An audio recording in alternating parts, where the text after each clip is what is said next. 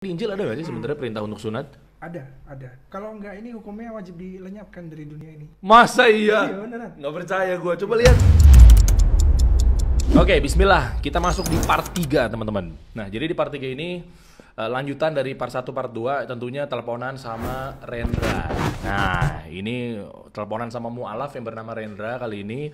Kita masuk di part 3 sekarang. Ini luar biasanya hadir di depan gua nih orang ini. Masya Allah, ini Allah mudahkan nih. Ini part 3-nya spesial banget nih bro nih. Ini sampai masuk bela-belain datang ke studio podcast Deriansa nih. Wah, luar biasa nih ya. Jadi di sini lagi-lagi diingetin nih buat teman-teman. Kami di agama kami itu tidak diajarkan mengenai bolehnya mengolok-olok, itu nggak boleh. Mengolok Ya. sembahan orang lain tuh. Nah, nggak boleh. Jadi kami diajarkan untuk tidak boleh mengolok-olok agama lain, sesembahannya dan lain sebagainya. Nah, jadi di sini kalau lu perhatiin dari part 1 sampai part 2, nah sekarang berarti masuk ke part 3. Di part 1 tuh ada tuh gue ngomong, ya kan? Lu juga bilang kan. Nah, jadi di sini kita bukan maksud untuk mengolok-olok, cuma di sini hanya mengkupas, ya terserah deh, banyak di komen-komen ada yang berpikir bahwa mengkupas sejarah, ya nggak sih, cerita kilas balik atau mungkin pengalaman seputar orang-orang yang tadinya bukan Islam. Lu berarti kan kemarin apa? Awalnya dari Protestan dulu terus Katolik. Nah, ya kan. Nah, sampai akhirnya gimana sih ceritanya menjadi mu'alaf yang dipilih adalah Islam.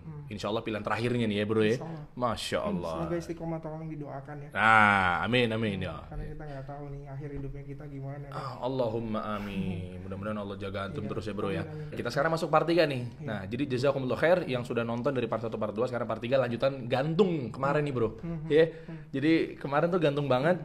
Cerita kita seputar yang namanya ternyata Martin Luther ya. Iya benar. Ya kan, itu bawa agama Protestan. Betul. Nah, ini menarik nih bro nih. Maksudnya dengan lo hadir di sini mungkin teman-teman juga penasaran nih. Kita lanjutin aja ceritanya ya. Sampai akhirnya yang akan kita bahas di sini selain itu yang kita kupas teman-teman, tonton video ini sampai habis saran gua. Nanti kita juga akan ngasih tahu di Injil itu ada nggak sih bahwa kalau kemarin kita bilang kita menemukan ayat babi itu haram, di Injil tuh perintah sunat tuh ada juga apa enggak? Nanti kita bahas. Ya. Selain itu, nah gue juga mau tahu dulu nih. Mungkin sebagai penutupan nanti di video kita kali ini akan kita bahas. Yang lo pilih ini itu sebetulnya gara-gara panggilan hatikah atau memang gara-gara ikut-ikutan, ya nggak sih? Nah, terus gue mau tahu yang lo pilih ini Islamnya itu betul-betul sesuai dengan pemahaman para sahabat apa enggak? Islam kemurnian Islam, ya kan?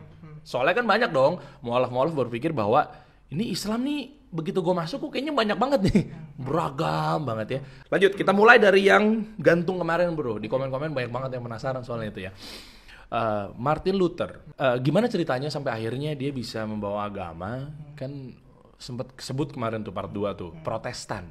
Nah itu maksudnya gimana tuh? Jadi sebelumnya karena si Martin Luther ini, beliau ini kan kardinal. Oke. Di bawah pusat pemimpinan Paus kan. Oke. Jadi di bawah Paus itu ada kardinal-kardinal. Oke, itu berarti perwakilan dari setiap negara. Oke. Jadi kan kalau di Katolik itu kan ada yang namanya paroki. Paroki. Iya. Jadi contoh kayak kita di Jakarta Selatan nih. Oke. Parokinya itu masuk gereja mana?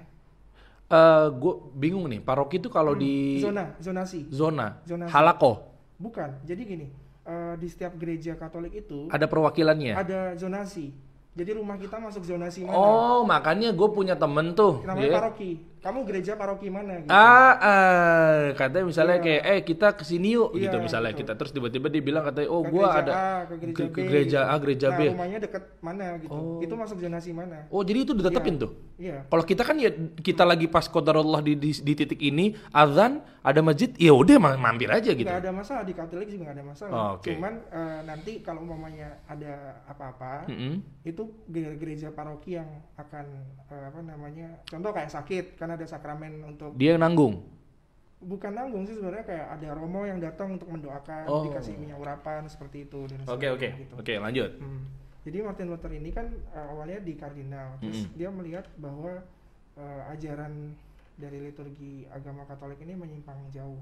Terus dari Martin Luther ini karena gugatannya itu ibaratnya nggak tahu ya apakah nggak direspon atau dengan baik dan sebagainya, maka timbul rasa kekecewaan dan mereka yang pertama kali reformasi gereja, jadilah Kristen Protestan.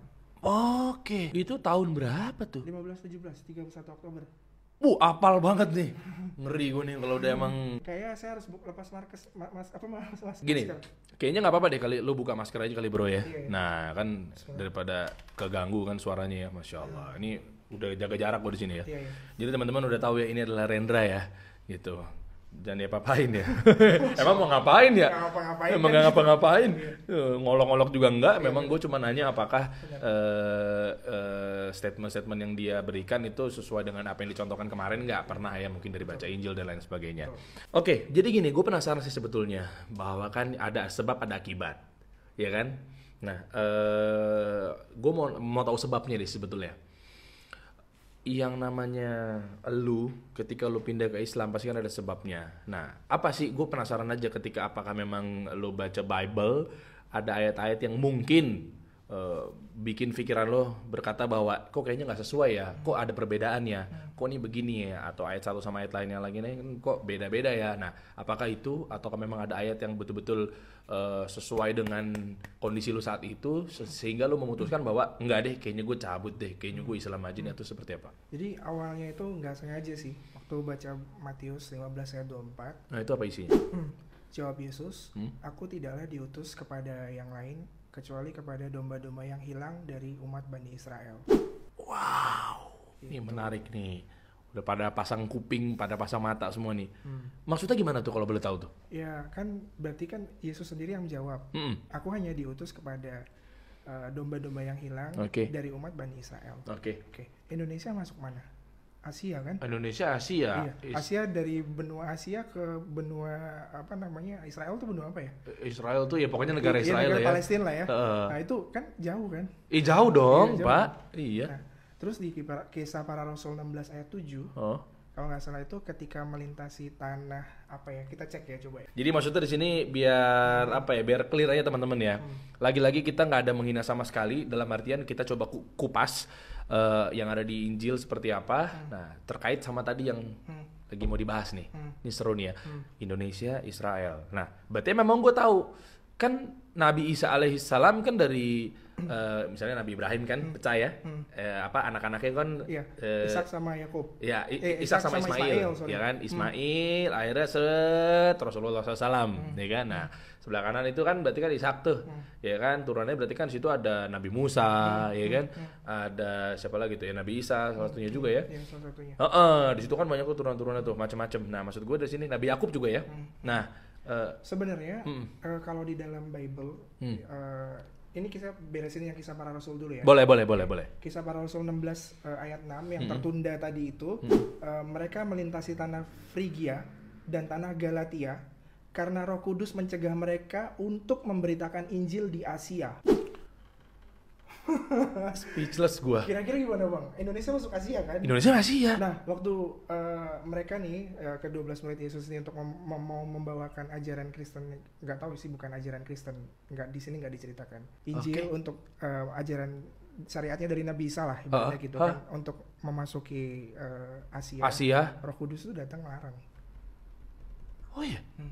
Dan di yang ketujuh, dan setibanya di Mesia, karena katanya pemuka agama, iya, karena memang pada saat itu Yesus dan rombongannya itu ada misi di Mesia, namanya kota Misia. Itu di mana? Daerah Bitinia. Itu belum selesai. Misinya. Di Misia belum selesai. Nah, bunyinya seperti ini. Kisah Para Rasul 16:7. Dan setibanya di Misia, mereka mencoba masuk ke daerah Bitinia, tetapi Roh Yesus tidak mengizinkan mereka. Iya, jadi kan beruntut kan dari Matius 15 ayat 24, jawab Yesus, aku tidaklah diutus kepada yang lain kecuali kepada domba-domba yang hilang dari umat Bani Israel. Nah, ini kan juga dia mau mewartakan ke Asia di Kisah Para Rasul 16. Dihadang sama Roh Kudus nggak boleh. Terus ke Misia juga, ke Bitinia juga nggak boleh, sama rohnya Yesus sendiri nggak boleh.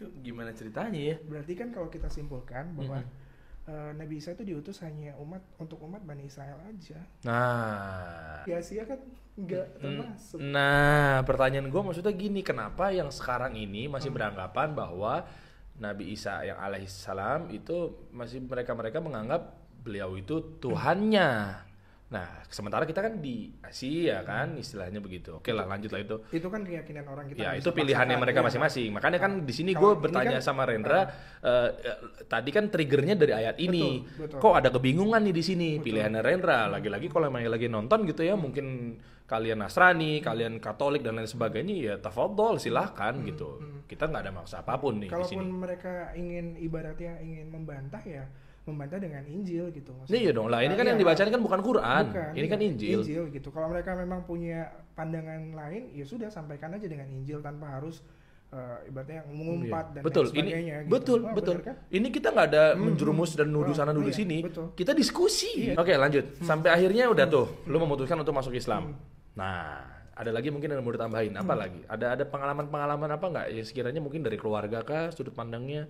Kok ini tiba-tiba nih langsung pindah ke Islam nih. Nah, itu gimana tuh keluarga? Kalau keluarga sih alhamdulillah papa udah ya. Papa udah. Oh, Masya Allah. Wah, udah alhamdulillah. Justru malah yang buat keyakinan saya tambah karena papa waktu itu kan sakit posisinya. Sakit, nggak bisa apa-apa. Nah, itu kondisi udah Islam. Kondisi udah Islam posisinya. Oke. Itu oma datang bawa pendeta. Wow. Iya, dinyanyiin. Bokap. Iya, bokap. Dinyanyiin sama oma.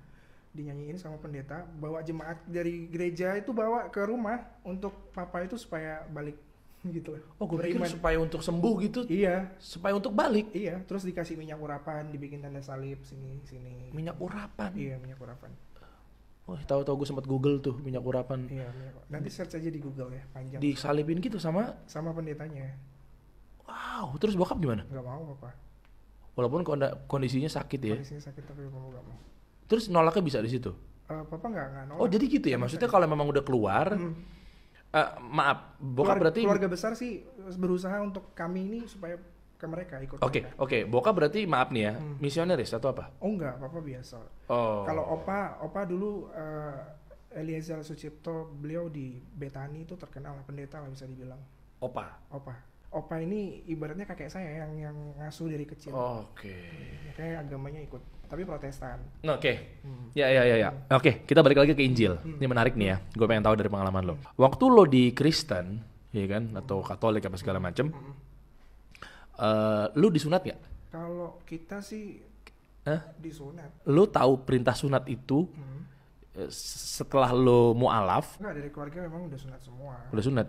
Itu tapi ada kan stigma atau stereotype bahwa ya mungkin Kristen atau Katolik udah pernah dengar bahwa di agama lu sebelumnya itu adalah ya nggak perlu sunat gitu. Ada stigma itu? Iya, ada.